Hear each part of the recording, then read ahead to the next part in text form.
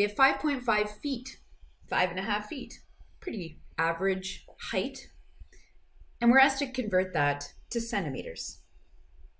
So this is a very reasonable conversion. The number 5.5 feet and the number we'll get in centimeters will be different. We're going from a larger measure to a smaller measure, so we will certainly have more than 5.5 once we hit centimeters, but it won't be an outrageously large number. Once again, I'm limited by the options on the formula sheet. I can see that there's a conversion between feet and inches. And once I have a number in inches, well, we saw this in the question just above, I know I can convert to centimeters. So that's one of our options. Maybe you see others. Another reasonable one is to go from feet to meters and then to centimeters. Now, you'll only see the feet to meters equality on the formula sheet because meters to centimeters is just a metric prefix conversion. You can use either of these plans. I'm going to use feet to meters to centimeters because I'd like to show you how we can use the metric prefixes in our conversion. Okay, let's look at the equalities. So for meters and feet, what have we got? From my formula sheet, I see that in every 1 meter, we have 3.2808 feet. I also see that a centimeter, 1 centimeter, is 1 times 10 to the negative 2 meters. Where do I see that? Well, that's in the list of metric prefixes. All I'm doing is using the letter and converting that to its numerical value.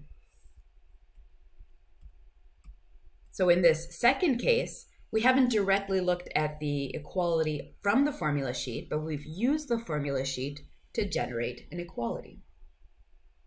Of course, from both of these equalities, we have the option of writing 2 conversion factors.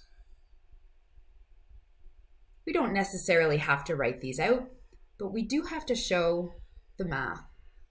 Okay, so we're starting with our known quantity, 5.5 feet. It's a length, could be a height. And our first step is converting that to meters.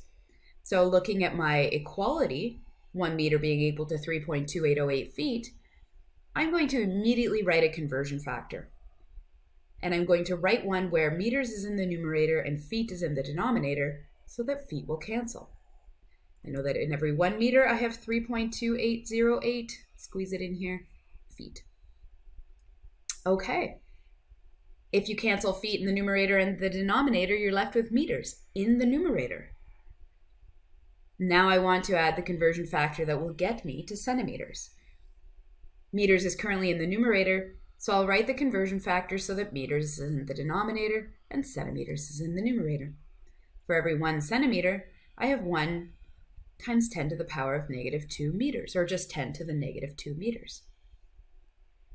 Now this one here, if you remember your properties of exponents, well, we can flip those numbers. 10 to the power of negative 2 is like 10 to the power of positive 2 if I move it to the numerator. So there's 10 to the power of positive 2 centimeters in the numerator, and 1 meter is what's left in the denominator. In other words, there are 100 centimeters in 1 meter. So rather than writing 1 centimeter over 10 to the negative 2 meters, you can use 100 centimeters over 1 meter. Use the one you're more comfortable with. 5.5 divided by 3.2808 divided by 10 to the negative 2 or multiplied by 10 to the positive 2 gives me a final answer of 167.6. 0.64, but I've already rounded it to the nearest tenth. What are my units? Remember that feet canceled, so did meters, and so our final units are in fact centimeters.